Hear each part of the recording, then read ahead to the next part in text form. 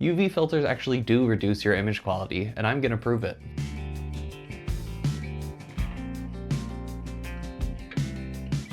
Hey, I'm Sean, a wildlife photographer based in San Francisco, and today I want to talk about UV filters. Now, up until recently, I've actually been a big fan of UV filters. They're kind of like a screen protector for your lenses. I've put them on all my lenses since day one to keep that front element protected, and I also just hate using lens caps. So I just put a UV filter on the lens and I can chuck it in my bag or whatever and not have to worry about that front element getting scratched.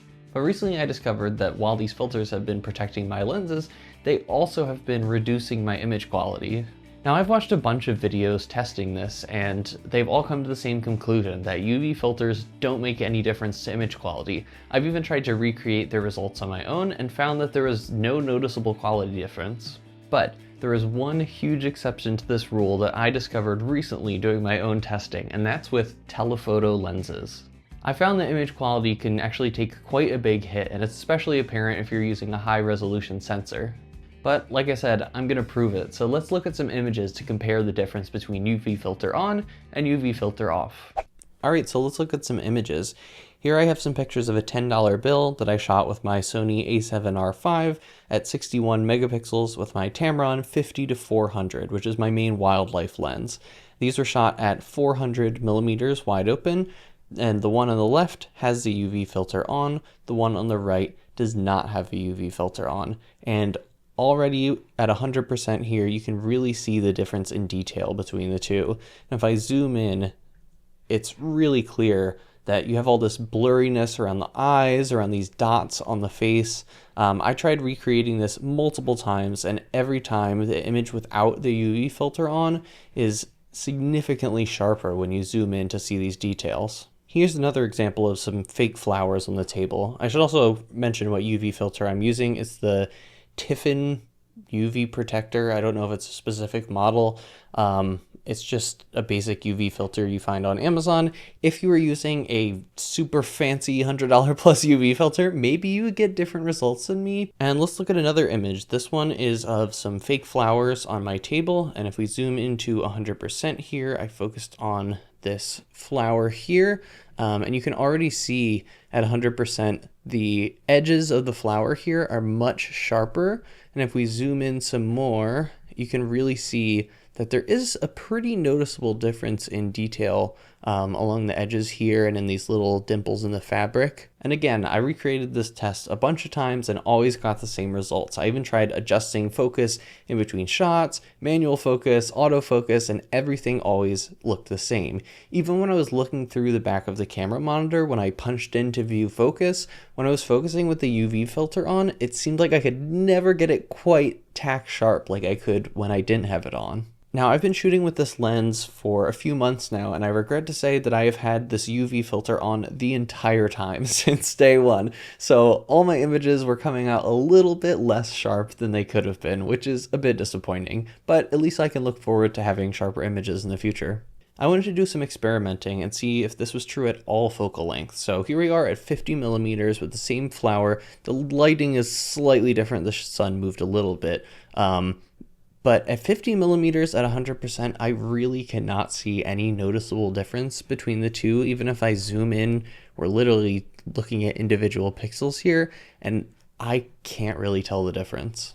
Now here we are at 100 millimeters, and again, I don't see any difference here. Even if I zoom all the way in, I really can't see any significant difference between the two. And here we are at 250 millimeters, zooming in on that flower again, and the UV filter is on the right. I'm maybe seeing a really slight difference here, but when I zoom in, it might just be in my head. It's really imperceptible at this point, even at 255 millimeters. So it seems that on this particular lens, it really only affects your images at the telephoto end. And I think that kind of matches up with my experience with this lens. I've always wished that at 400 millimeters, it was just a bit sharper. I could always notice, even when on my 24 megapixel A7 III, that it was just a little bit less sharp than I wanted, and less sharp than the reviews that I had watched on it had shown. I always thought this was maybe just because it's a third-party lens, it's not as sharp as the Sony ones, but I think this whole time it was just the UV filter that I had on there when I was at that 400 millimeter range. It was just softening my images. And let's take a look at a real world example. Obviously with wildlife photography, it's hard to exactly recreate the same shot twice, but here's a shot of a bobcat on the left with the UV filter on and the right with it off at approximately the same distance from the camera, both shot at 400 millimeters. But if I zoom in here, you can see a huge difference between the sharpness in these images. You can zoom in to 200% and it still looks sharper on the right than it does on the left with that UV filter on. So it really does make a big difference out in the field. When I got these images back on my computer, I was shocked because I had never gotten results this sharp before. But that's just the one lens, so I wanted to test this out with some other lenses. So I tested this on my Tamron 28-200, and on this lens I'm using a K&F Concept Nano K series UV filter. And at 200 millimeters here, you can see that difference in sharpness is apparent yet again. You can see that the left one without the UV filter on is definitely sharper.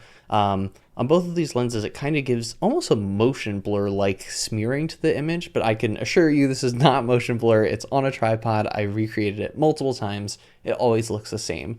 What's interesting here is the last image we looked at was at 255 millimeters, and there really was not much of a difference. But on this lens at 200 millimeters, there is a big difference. So I think my theory here is that the UV filters are affecting your image quality when you're at the furthest telephoto focal length of that lens. And I'm not a lens scientist or anything, so if you know more about what's going on, definitely comment down below. But my theory is that when the UV filter is getting further away from the sensor, there's something about the glass that's not as high quality being at the end of that funnel that is maybe throwing off something here. And another test here, this is on my Sony 35mm 1.8. And on this lens, I'm using a K&F Concept K series UV filter. And zoomed into 100% at f7.1, I really can't see a difference. The UV filter is on the left and without is on the right. This one's maybe a touch warmer, but in terms of sharpness, I really can't see a significant difference. So I think it really is just on those telephoto lenses all the way at the end, the effects of the UV filter become much more dramatic. So what does this all mean in practical terms? Why should you care about this?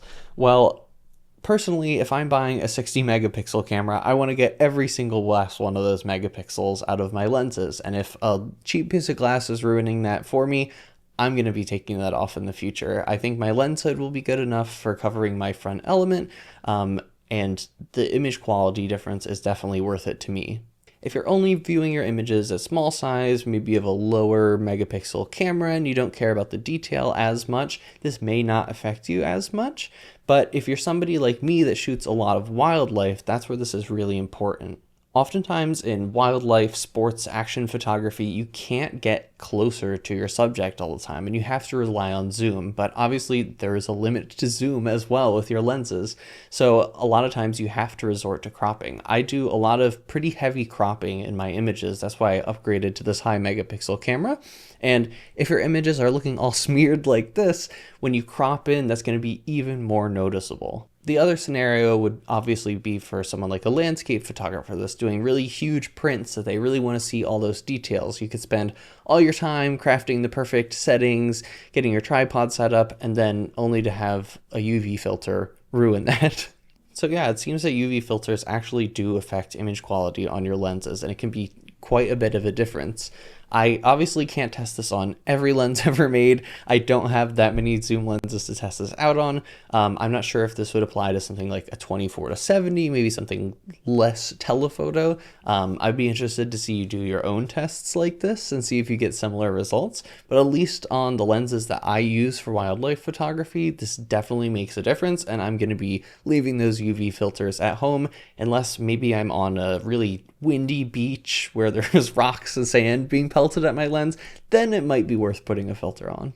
And like I said before, if you're using a super fancy expensive UV filter, maybe you get different results than me, but I think most people are just kind of using the cheap or middle of the line UV filters, so this is important to be aware of. So that's my photography tip of the day. Don't put UV filters on your telephoto lenses. I learned it the hard way. I really am kicking myself for having this on for so many months, but at least I can look forward to getting sharper images in the future. If you liked what you saw today, leave me a like or a comment to let me know what you thought. Subscribe if you're interested in hearing more about wildlife photography, gear reviews, maybe some more technical videos like this. Let me know what you want to see next, and I'll see you next time.